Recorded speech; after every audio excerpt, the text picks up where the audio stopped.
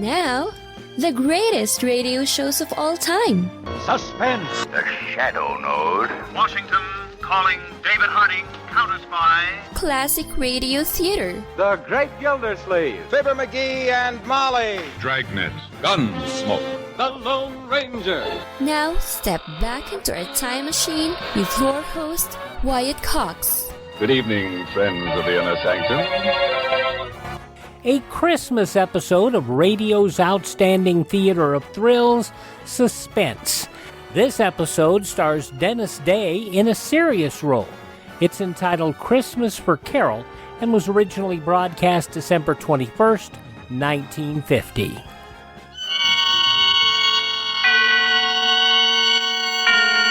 Autolite and its 96,000 dealers present Suspense. Tonight, Autolite brings you Christmas for Carole, a suspense play starring Mr. Dennis Day. And now, with Christmas for Carole and the performance of Dennis Day, Autolite hopes once again to keep you in suspense.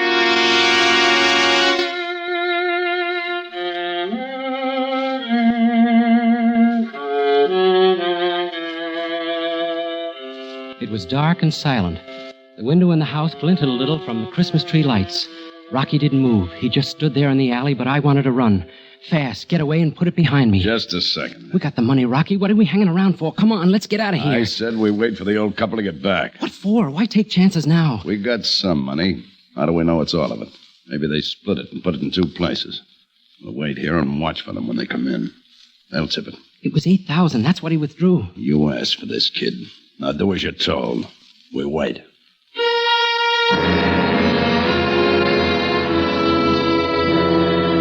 I couldn't help being scared. This was my first job, my first and last. I just wanted that money. I wanted it fast and short, and I wanted to run away from it and forget it. A one shot. That's why I got hold of Rocky Perea. Lucky. I had to be lucky just this once. For Carole, not for me. It was for Carole. Nothing else I cared about, see? It didn't seem possible now that 3 days ago I hadn't known Rocky, hadn't needed him.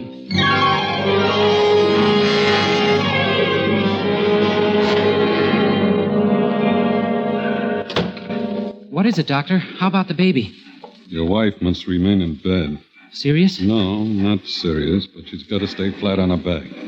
A nurse. You should have a nurse with her all the time. Oh, but it's 2 months away, Doctor. It's just a question of keeping her relaxed and quiet, not letting her do any work around the house, lift things, or even walk. Okay, Doctor. And she'll be all right?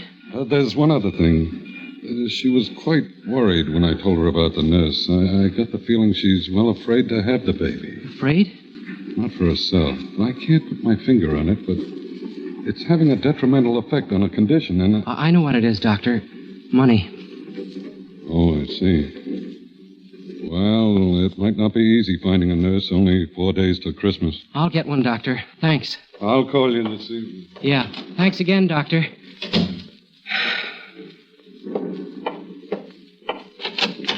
Paul? Sweetheart, it'll be all right. I'm going to get the nurse to take care of you. I'll be able to get up and around in a day or two. Not if you want that, son.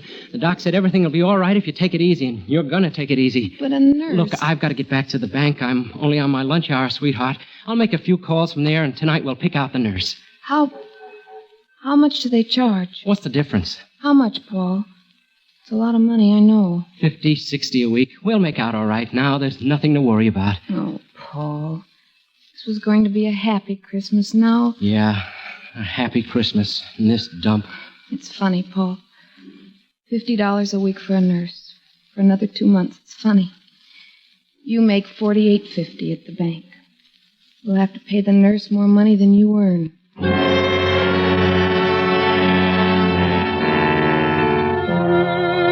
Yeah, more money than I earn. You know how it is being a bank teller?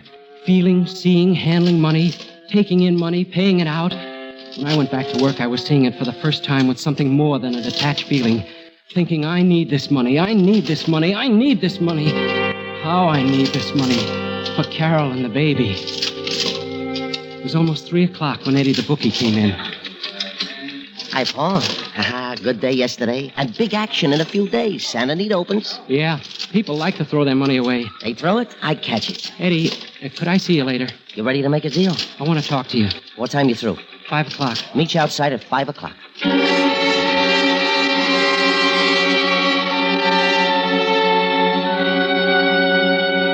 Eddie Garth, bookie. He quit school in the 7th grade. I held out and went through college. And all these years he's tried to get me to go in with him, to run his office, do the bookwork. He was waiting for me when I finished work. We went to a coffee shop and sat down. And all around us the loudspeakers reminding me what a happy Christmas it was. How's Carole, Paul?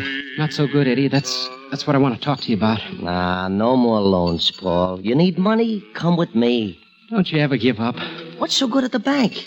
$25 for a Christmas bonus? Look, Eddie. Come in with me, now. With Santa Anita opening.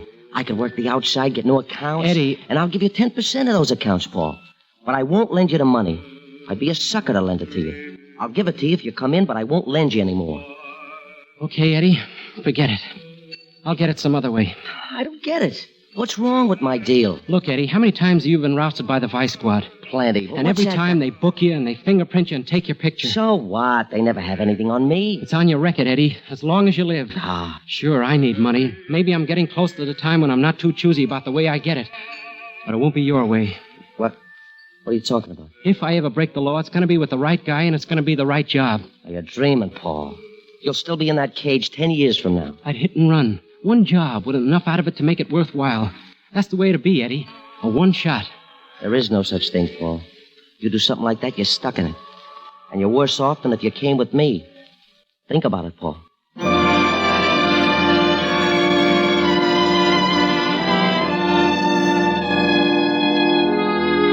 Go home then and fix dinner for Carole, all the time thinking of the money and Carole and the baby and debts. The worry eating at me and thinking about what I'd said to Eddie. Then the next morning, old man Forbes made a withdrawal. The first he'd ever made. Hiya, son. What? Oh, hello, Mr. Forbes. I'm going to miss you, son. Seems like we're good friends after all these years. Miss me? Take a look at the slip. That's a lot of money. 12 years hard work. That's what that money means. But you're taking it all out? Yeah, and I quit my job today. Quit your job? Ada and me, we've been waiting a long time for this Christmas. We're moving out of the city. Oh? We've had our eye on a little farm. Now we can buy it. Even got the papers drawn up. Then you're leaving right away? About a week. But Ada don't know yet. I'm going to surprise her. Kind of a Christmas present. But it's not safe to keep so much cash on you, especially I got a perfect place to hide it, son. No one would think to look there. Besides, I figure I've worked too hard and too long to lose it now. Oh, no, son, it wouldn't happen. Wouldn't seem right somehow.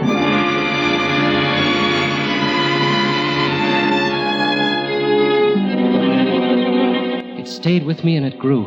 Like a wheel spinning, gaining momentum. This could be the right job. $8,000, enough for that single shot. It stayed with me. All the time growing.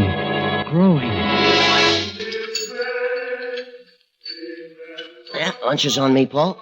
If you change your mind. No, I called you, Eddie, because I need your help. What kind of help? Well, you can arrange for me to talk to someone. Maybe. Who is it? Rocky Perea. Rocky Perea? Are you kidding?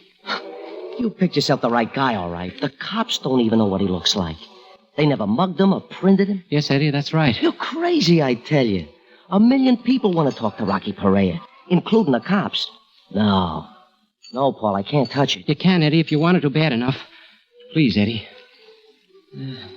All right. I'll see what I can do. Maybe I do know someone. And, Eddie, it's got to be soon. You know you'll be taking a chance. It better be good. It is, Eddie. Good enough to take the chance for.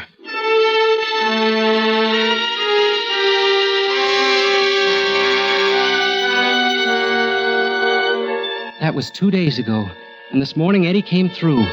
A certain friend, Rocky's only outside contact, told him to keep an eye on a house on Hoover Street. Eddie gave me all the dope, what Rocky looked like, how he'd act, what to expect. And early this evening, I told Carole I was going out for a while, that I'd borrow the money from Eddie, and we wouldn't have to worry about paying it back for a while. That's what I told her, but that wasn't the answer. The answer was at the house on Hoover with Rocky Perea.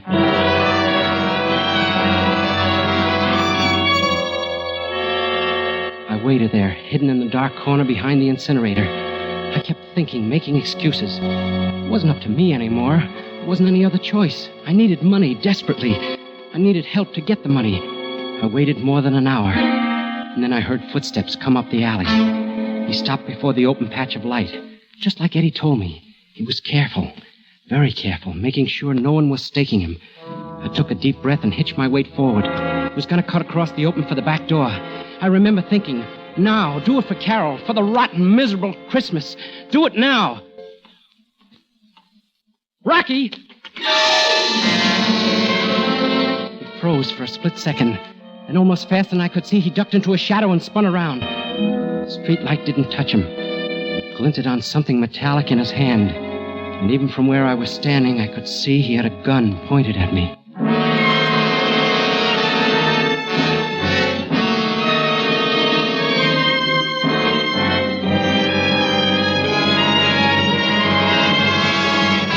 Autolite is bringing you Mr. Dennis Day in Christmas for Carole. Tonight's production in radio's outstanding theater of thrills, Suspense.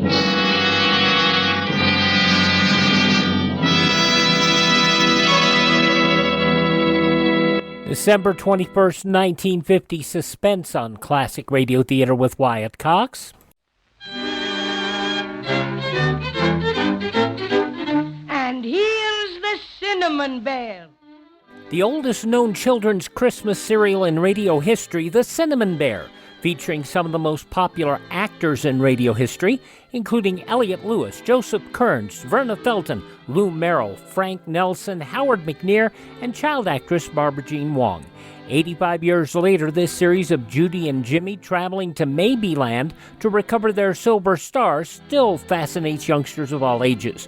Now we're offering the entire 26-episode series of The Cinnamon Bear via download for a Buy Me a Coffee donation of $10 or more at classicradio.stream. Support Classic Radio Theater and have The Cinnamon Bear for your family to enjoy for years to come. Go to classicradio.stream and donate $10 or more, and I'll send you a link for immediate download. classicradio.stream. Thanks for tuning in to Classic Radio Theater with Wyatt Cox here on your favorite station.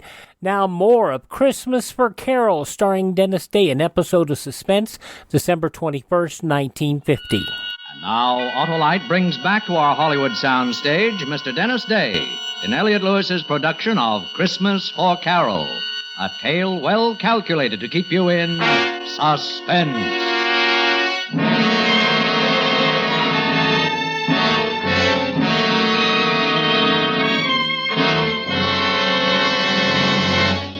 Rocky, don't shoot. It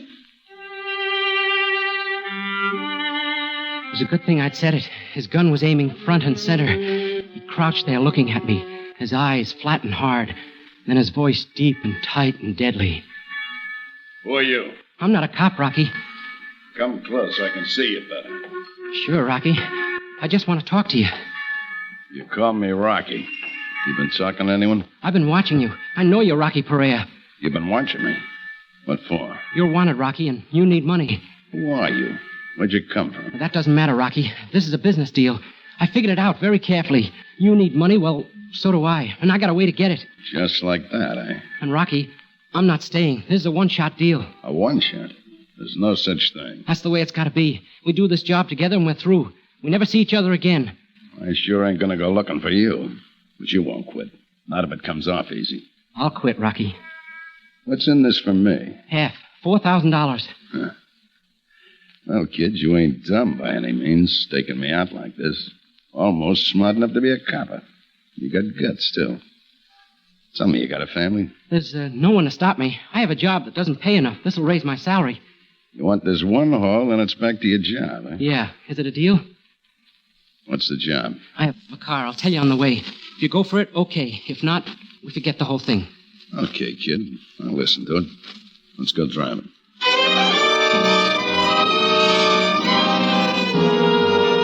I told him what I'd planned and why I needed him, and he agreed to come with me. We drove to the Forbes' house. It was a small and old house, just big enough for the two of them. I drove down to the corner and parked, and we started back. Lucky there's no one on the street. Let's go up the alley. Yeah, Rocky. There's the back door. Look, no lights. They're not home. That makes it a cinch. Okay, go on, take it. It's your baby. Rocky, I'll have to break a window. Yeah. You want me to hold your hand? I'll wrap my jacket around my fist. That'll keep the noise down. Why don't you write me a book? Okay, I'm going.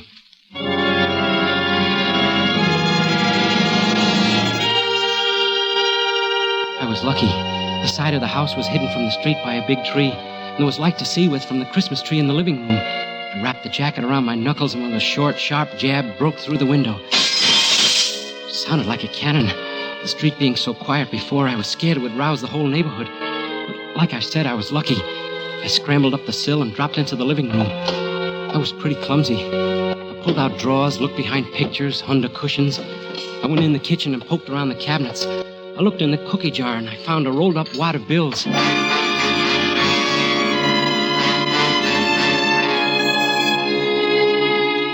It was money, all right, but only $40. The old lady's secret treasure. I put it back and went into the living room again. Looking around, nervous, I stumbled on the Christmas tree and knocked it over. And then I remembered what the old man had said. A Christmas present for his wife. And I knew it was somewhere on that tree. There were Christmas stockings and favors and little red boots in and around the tinsel and the lighted bulbs. And I found the $8,000 hidden deep in one of the stockings. Got it, Rocky. Let me see it. It's there, Rocky. It's all there. Yeah, $8,000. I guess I'll hold it. Come on, let's go. Take it easy. We're going to stick around for a while. Stick around? What for? Well, we got some money. How do we know it's all of it? Maybe they split it and put it in two places. We'll wait here and watch when they come in. They'll tip it. It was $8,000. That's what he withdrew. You asked for this, kid. Now do as you're told. We wait. I couldn't help being scared. My first job. My first and last. A one-shot. I wanted to get away fast, run, and put it behind me. But Rocky just stood there, like he didn't have a worry in the world. Listen, kid. They're ringing for us. They're wishing us a Merry Christmas. Wait. There they are. They're unlocking the door. You know, Harvey, the Christmas services were so beautiful. Sure were. This year in particular. Harvey, look, the tree. Someone's been in here. A burglar. Burglar? Oh, my cookie jar. I've got my house money hidden there.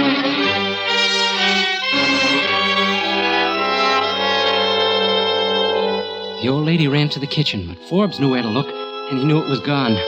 Rocky was grinning, his face lit up like floodlights. Let's go, Rocky. We've seen enough. No, hold on a minute. It's all here, Harvey. I wonder what he was after.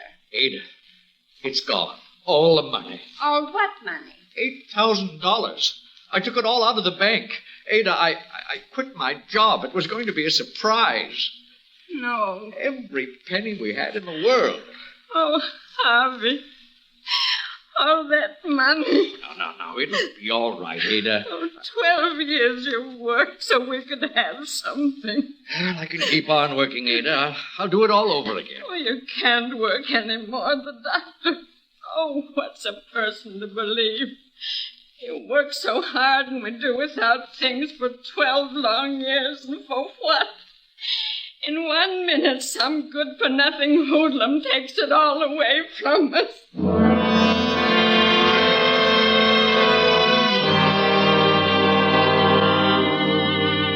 I looked at Rocky standing there next to me, his face split by that grin. It was funny to him, something to laugh about, to gloat over.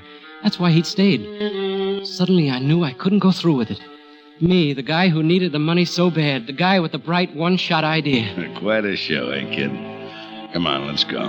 He moved off a few steps, but I just stood there, knowing what I was going to do. Come on, I said, let's go. Knowing what I was going to do. No, Rocky, we're not going. Huh? I said we're not going, and neither is the money. What's that? Don't, Rocky. I've got a gun, too. What's got into you? I'm going to give that money back, Rocky. I can't stomach this. Give it back. You're crazy. No, Rocky. I just didn't see deep enough. Old people like this. This was your idea. I ain't responsible for it. I know, Rocky, but I can make it right. Suppose I don't give you the money. Then I'll kill you, Rocky. Okay, kid. You got the gun.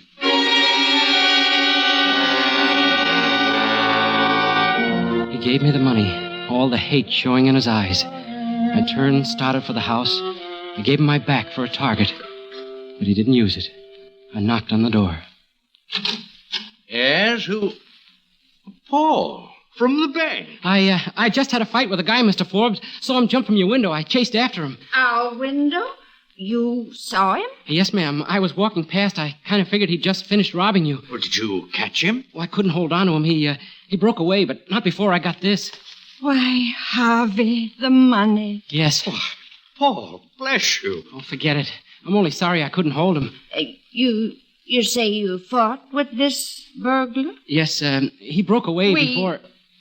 We want to thank you, Paul. Forget it. I'll be going now. Oh, wait, Paul, we want to give you a reward. Oh, no. No, I don't want a reward. I'll have to be going.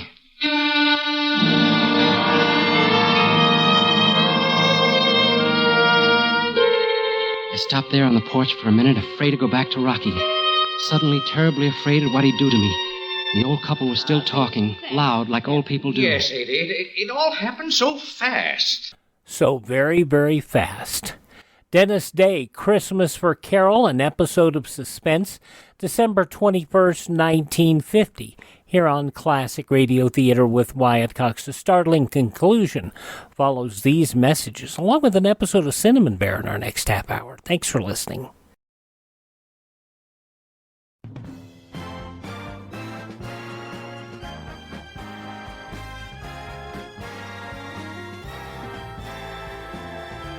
Now on Classic Radio Theater with Wyatt Cox, the conclusion of Christmas for Carole, starring Dennis Day, an episode of Suspense from December 21st, 1950.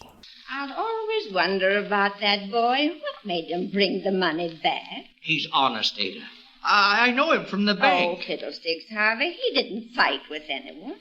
What do you mean, Ada? Well, his clothes, why, the whole story he told us. Your young friend took the money in the first place. Ada, I believe you're right. Of course I'm right. Now, what on earth made him change his mind like that? It's Christmas, Ada. Merry Christmas.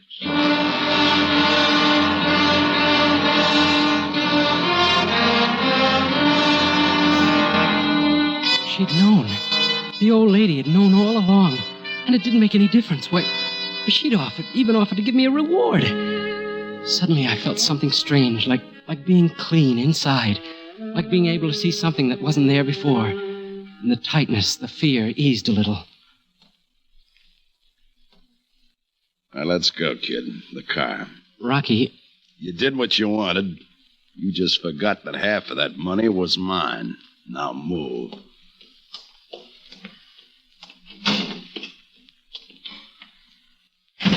Get it moving.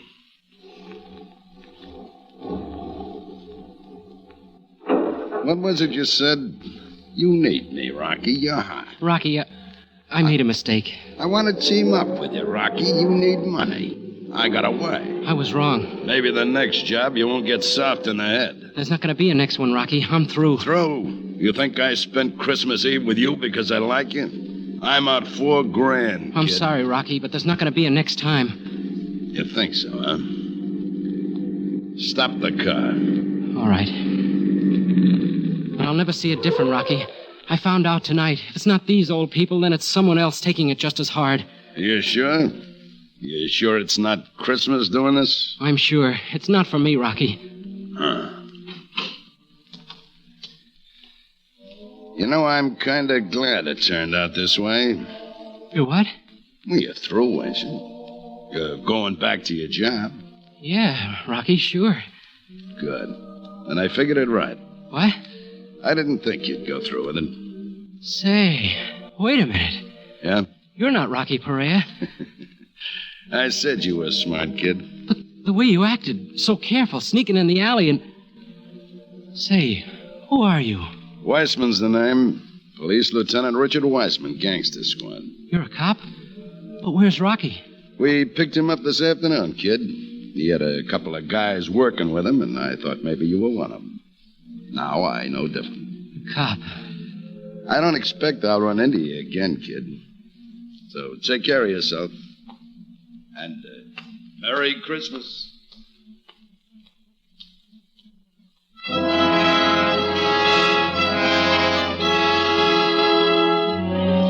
lucky. All the breaks. But I was no better off than this morning. There was still money, 2 months paying the nurse. There was still the worry for Carole. Oh, Mr. Shane, we've been expecting you. Congratulations. Doctor, what's the matter? Why? Nothing's wrong, quite the contrary. Your wife just had a baby. Baby? Carole? Oh, she's perfectly all right. So is your daughter. Carole. Oh, Carole, darling. Are you all right? Hello, sweetheart. I'm fine. Carole, is... We won't have to borrow the money now, Paul. It's turned out for the best after all. Oh, darling. And it always will, my dear. We have so much, you and I. We have each other. And now we've got a daughter. A fine, healthy little girl. The rest will come, Paul. Let's live the day we have. Your little girl's over there, Paul. Tell her we're very, very happy she's in the family. And wish her a Merry Christmas.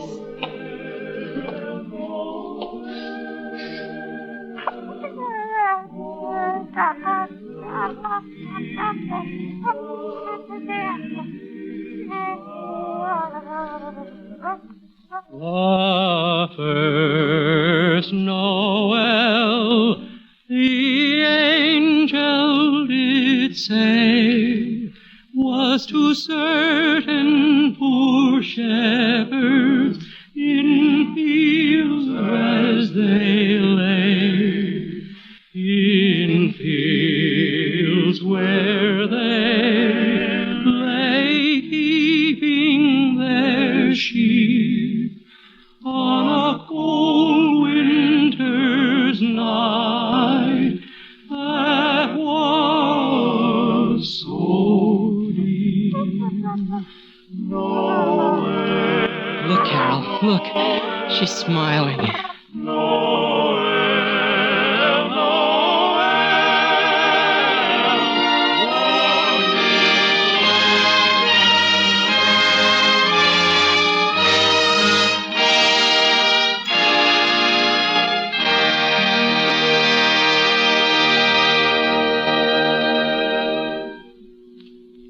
Suspense, presented by Autolite. Tonight's star, Mr. Dennis Day. Suspense.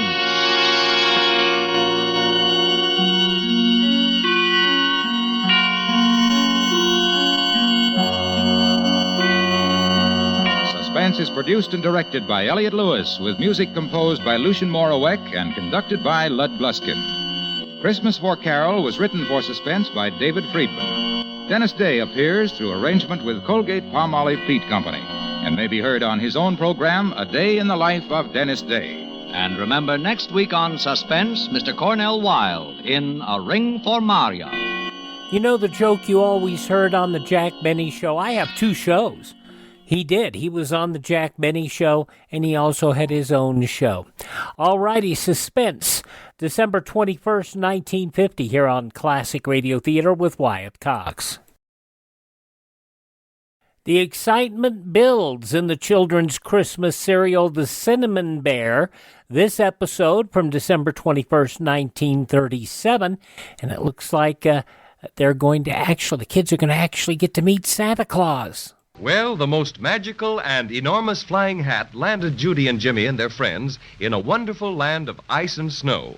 Just as Queen Melissa instructed them, they asked the first person they met where to find Nicky Frutal. He was a snowman and told them that Mr. Frutal could be found in a white palace. Up the steps they went and were met by Nicky Frutal, a little elf dressed all in white fur. Nicky invited them in and led them to a door which is just about to open on the gentleman who can tell them how to get their broken silver star fixed. And who do you think it is? Well, I'll let Judy tell you. Santa Claus. Willikers, you don't mean the real Santa Claus, do you, Mr. Frutal? Of course, Jimmy, and no one else. Honest Injun? Honest Injun. All right, here we go. Oh, my goodness. Gee Willikers. Welcome, my children. Come right in. I've been expecting you. Thanks, Santa. Don't mind if I do. Your invitation is most acceptable. Thank you. Come on, Judy and Jimmy. Now, don't be bashful. Go ahead. There's nothing to be frightened about. I guess maybe I'm silly, but it's kind of exciting to meet the really, truly Santa Claus.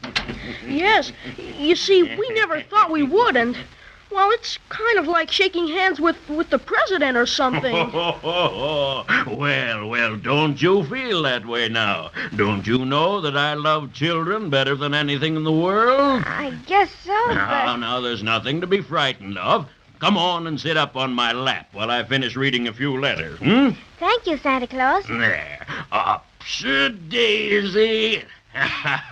Comfy? Oh, yes, thank you, Santa Claus. Now, Jimmy, suppose you sit on the arm of my big chair. How about it? Okay, Santa Claus. You know, this is quite a treat for me, Judy and Jimmy. The most I ever get to see of children is when they're sound asleep. Don't they ever see you? Oh, no. If they're awake, they can't see me at all. That's it. Judy and I wondered why we didn't see you that Christmas we stayed awake all night and watched. But our presents were there Christmas morning just the same. I remember that time. I fooled you youngsters, didn't I? Now, by the way, I got your letters this year, too. You did? Gee, that's swell. And I hope you'll be quite satisfied. Now, let's see about your silver star. Did Melissa tell you what happened to us? Oh, yes, indeed. I had quite a talk with her about it. Oh, it's too bad you had so much trouble. How did she talk to you, Santa Claus? By shortwave. Oh, I'm quite a fan, you know. Radio is my hobby when I have time to spare. Now, will you put the star on my desk so I can look it over? You bet. There it is. My. Certainly is all smashed, isn't it? But that can be fixed. Oh, yes, easily fixed. Can you fix it in time for Christmas? Of course, you understand how important it is for us to have it by then. Ho. Indeed I do. I'm not going to fix it myself. No, that's a little out of my line. But I will take you personally to a man who specializes in that sort of work. Oh, Nicky, Yes, Santa? have my sleigh and reindeer ordered, will you please? And oh, yes, have a couple of fur suits sent up for Judy and Jimmy. It's pretty cold out. How about Crazy Quilt and me? What? Oh, you were so quiet, Patio Cinnamon, that I almost forgot about you. Well, you're pretty well fixed by nature for the cold country. But I don't know about the Crazy Quilt Dragon. Why not, Santa Claus? Well, you look as if you were just a bit the worse for wear. Let's see. A number of seams ripped and... Oh, quite a tear over there. Oh, yes. I did that when I tobogganed down to your palace. Oh, gracious. Well, I think a bit of tailoring wouldn't be amiss. Oh, Nicky, call the tailoring establishment and arrange for a complete overhaul for the Crazy Quilt Dragon. Oh, thank you, Santa Claus. I'm not too vain, I hope, but I don't feel my sartorial best when I've got so many rips and tears. Is that all, Santa Claus? Yes, I think so. All right. Send up 2 fur suits to Santa Claus's office immediately. And, What size? He wants to know what size, Judy. I don't know. I guess about like yours. Size 9 3/4. 9 3/4, okay. Have the sleigh and reindeer out in front of the palace. Sleigh and reindeer, okay. And tell the tailor shop to expect one Crazy Quilt Dragon for a complete overhaul. Complete overhaul for Dragon. Right. All right, now come along, Judy and Jimmy and Cinnamon Bear, and follow me. Nicky Fruitle will show you where to go, Crazy Quilt. Oh, thanks ever so much, Santa. Complete overhaul, eh? Not bad. This way, Crazy Quilt. Well, goodbye, all. When I see you next, I promise a complete revelation. Now, just a second while I button up my coat. There. Here are the fur suits, Santa. The service is extra good today. Oh, fine. Now, help yourself, children. You need any assistance with the fastenings? No, thank you. Gee willikers, we look almost like Cinnamon Bear. Well, all set. Oh, it's pretty chilly out. We don't mind it now. I don't see the snowman. Well, I expect he's gone to lunch. Oh, look, Judy. Here come the reindeer. Oh, my goodness. Aren't they pretty? Gee, they're swell. Would you let me hold the reins a while, Santa? Oh, I'm afraid not, Jimmy. You know, these reindeer are funny. They won't obey anybody but me. You see, they're my own special private reindeer. And this is the sleigh in which I make my yearly visit to the world. All right, everybody, here we go. Hi, Donner and Blitzen.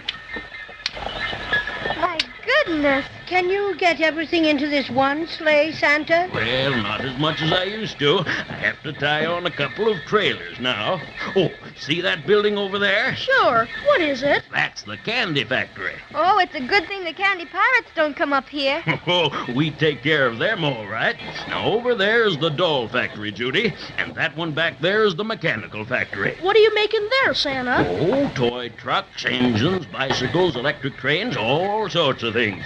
You know, I have a crew of specially trained brownies and elves in each of these factories, and they're busy all the year round. Do you ever have anything made in the big palace where you live? Oh, a few special things, but that's where the toys are stored when they're finished, and every day there's an inspection in the grand hall. Oh, maybe you'd like to see one of the inspections after your star's fixed. How about it? You bet. Who is it you're taking us to visit, Santa? Oh, you'll see in just a minute, Judy. His house is right over here. Oh, boys. Oh. Now, this is one of my best friends. Listen to him sing. That'll tell you who he is. I'm Jack Frost, the world's most famous painter, and I deal in winter fixtures that are lovely to behold. I can paint 1,000,000 pictures with my brushes and my mixtures, but I like the work much better if my feet were not so cold. Brrr, I'm colder than November. I'm colder than an Eskimo. I'm colder than a clam. Brrr, I'm colder than December. It's impossible to realize how cold I really am. I'm Jack Frost, the world's most famous painter. And according to the census, I'm the only one who knows how to frost the roofs and fences with such gorgeous consequences.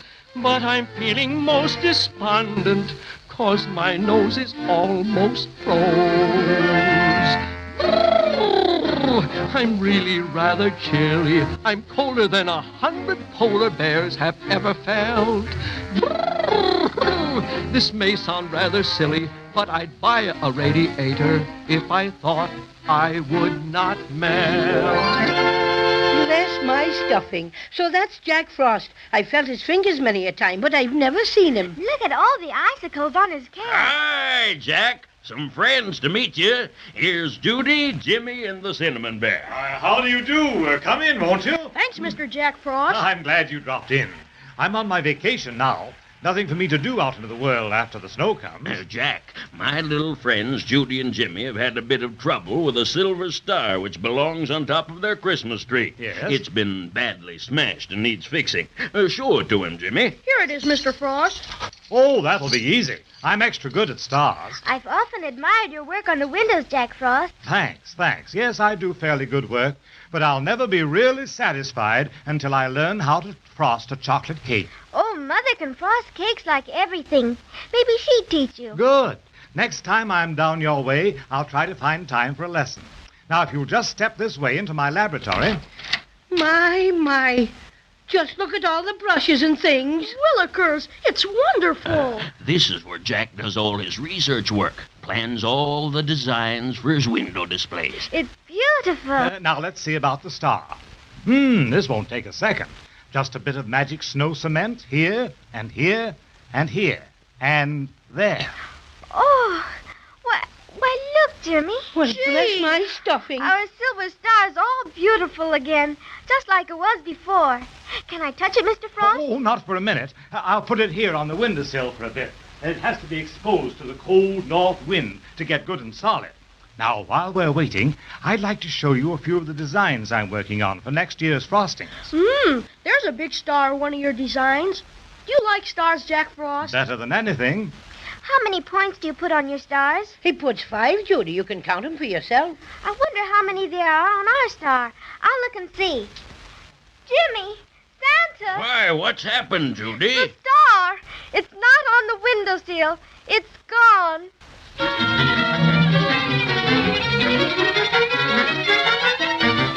Well, if if it isn't one thing, it's two others. I was positive Judy and Jimmy had the star for keeps this time, but that's where I was mistaken. One thing is certain, however, if they don't get it mighty soon, it'll never be on top of their Christmas tree by December 25th. Let's be sure to listen next time and see what's happened.